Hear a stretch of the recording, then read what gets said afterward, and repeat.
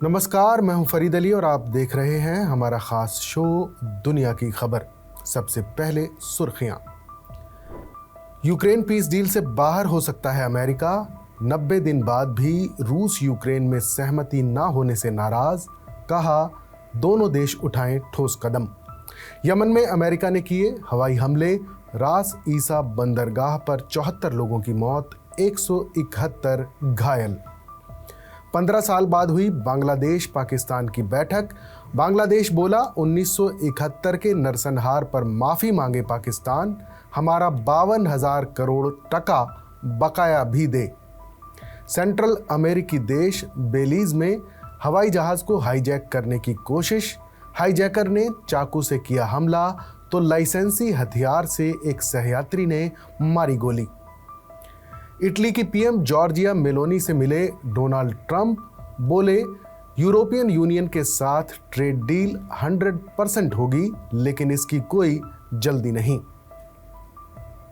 Tariff war के बीच Trump का चौंकाने वाला बयान, बोले हम चीन से अच्छा सौदा करने जा रहे, कोई भी हमसे मुकाबला नहीं कर सकता।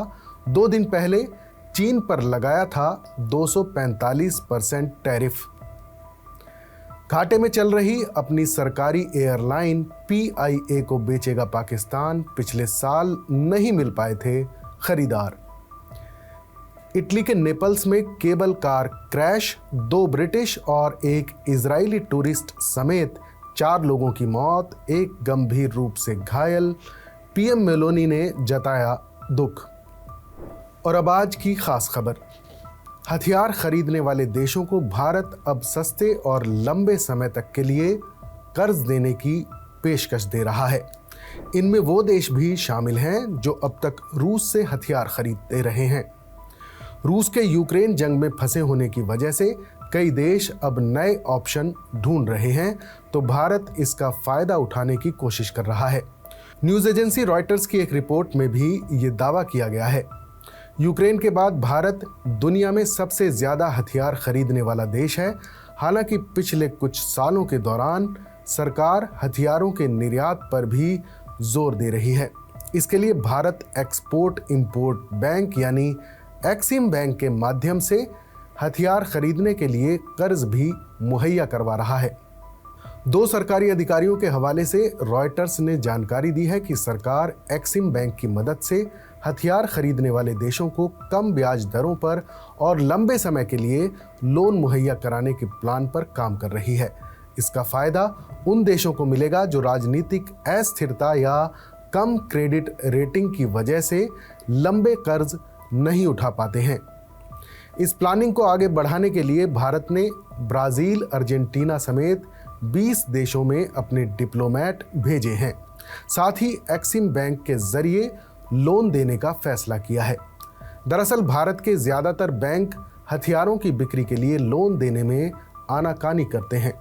खासतौर पर ऐसे देशों के साथ भारतीय बैंक सौदा नहीं करना चाहते जहां राजनीतिक जोखिम ज्यादा है, लिहाजा इसके लिए एक्सिम को डिजाइन किया गया है।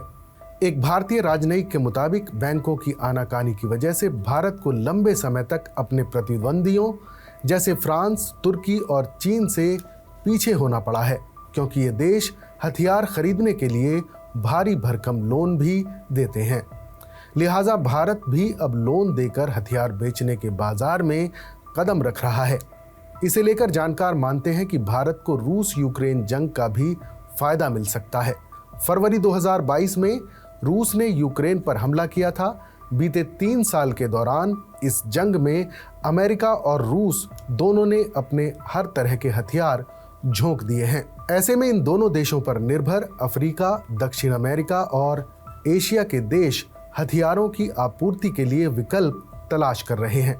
रॉयटर्स की रिपोर्ट के मुताबिक भारत ने इस मौके को पहचाना और अब उन देशों से संपर्क बढ़ाया है। खास बात यह है कि भारत के पास पश्चिमी और रूसी दोनों तरह के हथियार टेक्नोलॉजी का तजुर्बा है। ऐसे में भारत इन देशों की रक्षा जरूरतों को समझ सकता है और उन्हें पूरा भी कर सकता है। दरअसल साल 2022 में रूस यूक्रेन युद्ध शुरू होने के बाद हालात काफी बदल गए। पश्चिमी देशों ने अपने हथियार यूक्रेन भेजे और रूस ने सिर्फ अपने लिए हथियार बनाए।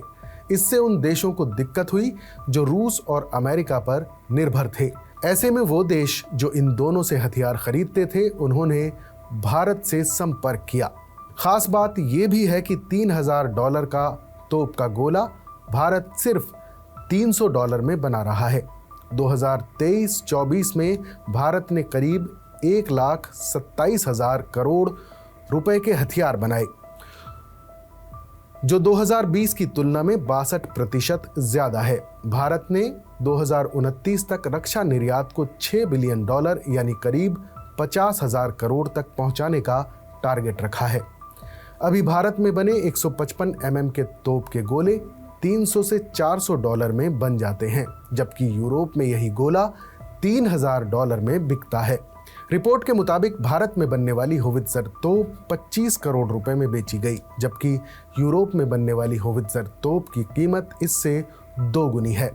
अब भारत ने अफ्रीका, दक्षिण अमेरिका और दक्षिण पूर्व एशिया के देशों को अपना रक्षा निर्यात केंद्र बनाने की योजना बनाई है। सूत्रों के हवाले से दी गई रिपोर्ट के मुताबिक रक्षा निर्यात बढ़ाने के लिए भारत मार्च 2026 तक 20 नए डिफेंस अटैचे यानी सैन्य राजनयिक विदेशों में तैनात करेगा। इन्हें Algeria, Morocco, Guyana, Tanzania, Argentina, Ethiopia और कंबोडिया जैसे देशों में नियुक्त किया जाना है।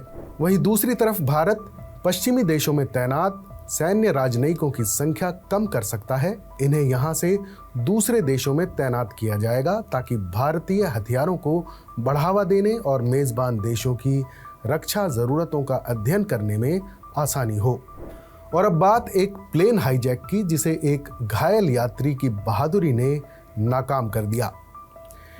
एक विमान ने रोजमर्रा की तरह अपनी उड़ान भरी और सभी पैसेंजर इस यात्रा का आनंद उठा रहे थे, मगर उन्हें क्या पता था कि अगले ही कुछ क्षण में ऐसा होने वाला है कि आसमान में विमान लहराने लगेगा और पूरे देश में हलचल पैदा कर देगा। दरअसल ये विमान एक अमेरिकी शख्स ने हाईजैक कर लिया था, जिसके बाद तूफान सा आ गया।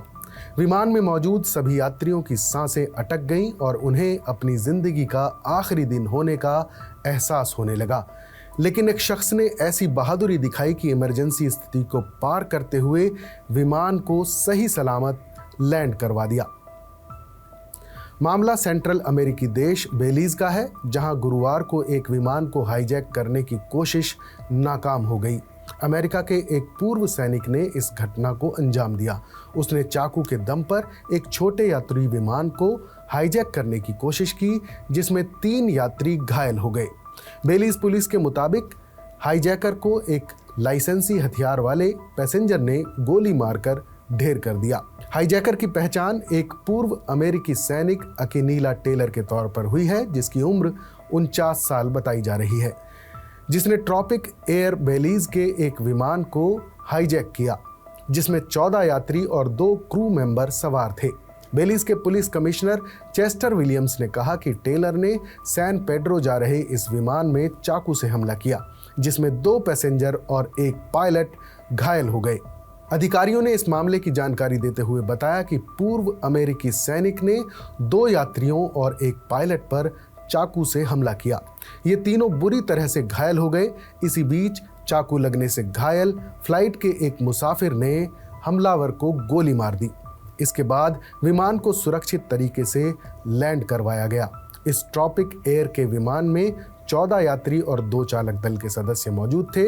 ये विमान बेलीज की मेक्सिको सीमा के पास एक छोटे से शहर कोरोजल से उड़ान भरकर सैन पेड्रो के मशहूर टूरिस्ट स्थल की तरफ जा रहा था। इसी दौरान इस विमान को हाईजैक कर लिया गया। हाईजैक होने के बाद ये विमान तकरीबन 2 घंटे तक आसमान में मंडराता रहा और हाईजैकर से लड़ाई होती रही। तटीय शहर लेडीविले के एयरपोर्ट पर विमान के लैंड होने से पहले पुलिस के हेलीकॉप्टर ने भी इसका पीछा किया था। बेलीज एयरपोर्ट कंसेशन कंपनी के एक बयान के मुताबिक बेलीज के अधिकारियों ने घटना शुरू होने के फौरन बाद बेलीज के लोकल टाइम के मुताबिक सुबह 8:30 बजे पूरी तरह से इमरजेंसी का ऐलान कर दिया था। एयरलाइन कंपनी के सीईओ मैक्सिमिलियन ग्रीफ ने कहा कि यकीन नहीं हो रहा कि इतने प्रेशर के बावजूद भी हमारे पायलट ने असाधारण साहस दिखाया और शांति के साथ काम लिया। उसने विमान को सुरक्षित लैंडिंग के लिए कहा। यह कारनामा बड़ी बहादुरी का परिचय देता है। वहीं अधिकारियों का कहना है कि 2 घायल यात्रियों और पायलट का अस्पताल में इलाज चल रहा है।